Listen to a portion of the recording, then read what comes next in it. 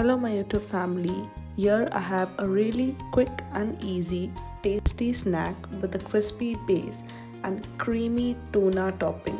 You have to try this recipe because this is one of the famous Goan snack that you'll find at almost every other party and weddings. Simple and easy to prepare. Here I have taken 1 chopped onion, roughly chopped, 2 green chilies, some chopped coriander stems, salt as per taste, half teaspoon pepper powder, half teaspoon of garlic granules or 2 garlic cloves, 1 whole tin of tuna along with the brine, and 1 tablespoon of butter, and grind all this to a smooth fine paste.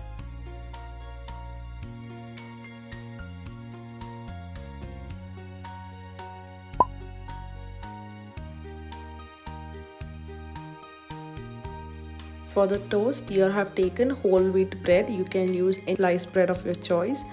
Cut them into 4 equal parts and either shallow fry, deep fry or toast them without oil. Once the crispy toast is ready, add your tuna topping and serve immediately. Trust me, try this recipe and you are gonna love it, and I'm sure you're gonna prepare it for almost every party.